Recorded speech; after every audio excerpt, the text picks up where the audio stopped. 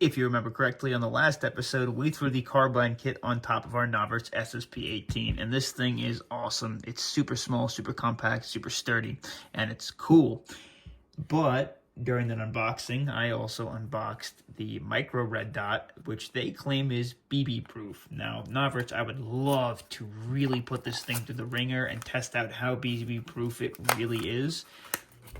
If you want to send me one, because I'm not doing that with a almost $100, or I guess maybe, what was it, $70 site, $60 site?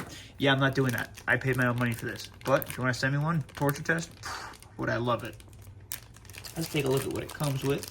I don't know if it comes with a battery. That's why I picked up a pack of batteries from them for like $4, which is great. And I also have this little RMR mount if I wanted to run it without the carbine kit. But since the carbine kit takes a little while to install and uninstall, and I want to run it like this, we're not installing that. It's relatively self-explanatory, and if you really want me to do that down the road, I'll show you. So, like any good red dot does, it comes with a little red dot tool, tiny little flat screwdriver, in case you are one of the sub 6 foot guys. It comes with this nice little cover, and their logo on the top.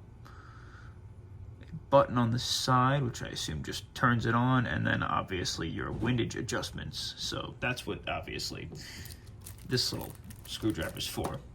Cool. Now, it doesn't come with any directions, so I'm gonna assume that just pressing the button turns on the dot, and it does come with a battery in there, which is cool. It's a simple little red dot. And it looks like it's got 3 modes. You just press it. Maybe not. I don't know. Okay. It was on. Okay, it's on again. So 1 press, it's on. 2 presses, it's still on. 3 presses, it's still on. 4th press, it turns off. So I'm assuming it's a maybe lighting thing. It gets darker or lighter. Super simple. Cool. Let's toss this guy on the back. So it's only 1 screw. It's a nice chunky little Allen key. It's even bigger than that one. We just unscrew that guy. Now the way I'm going to install this really quick is I'm actually going to pull the stock out. I'm going to rest it on my shoulder. And I'm going to see where it would be most comfortable for me to get a sight picture out of it. I'm going to have to unscrew that a little bit further. Cool. That's perfect. All right, so let's see. Where is it most comfortable viewing-wise? A little further forward, maybe. You also want to make sure it's kind of out of the way of the charging handle, too. And I think I like that. That should do. That seems like it's going to require me the least amount of motion when playing.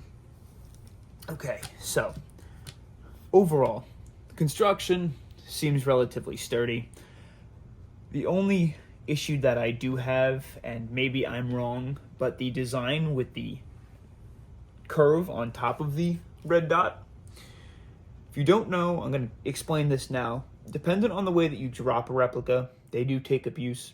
If you were to drop it and it landed directly on top, depending on the form of the red dot will depend on how strong or how reliable it is that your glass is not going to break.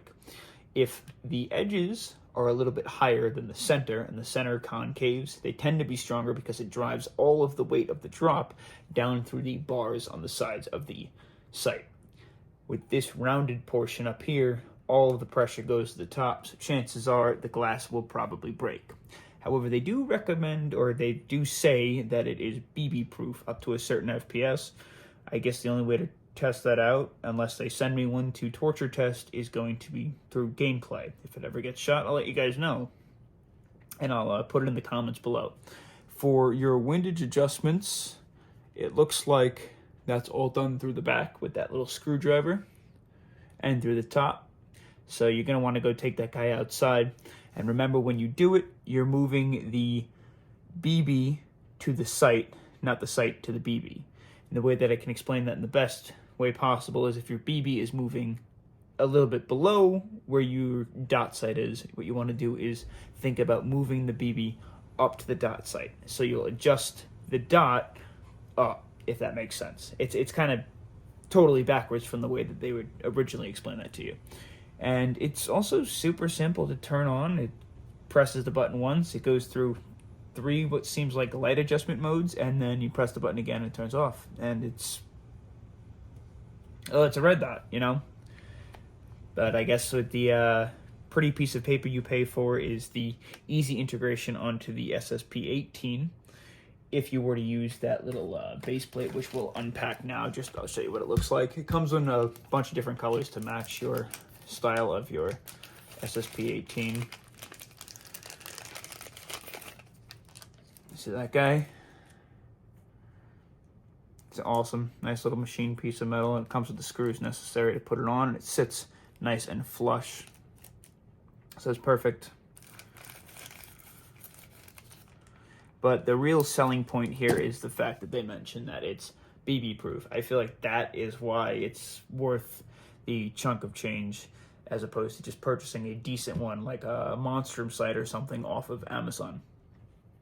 And I think overall this little SSP18 series, it's kind of really comfortably come to a quick end. Looks great. I love this thing.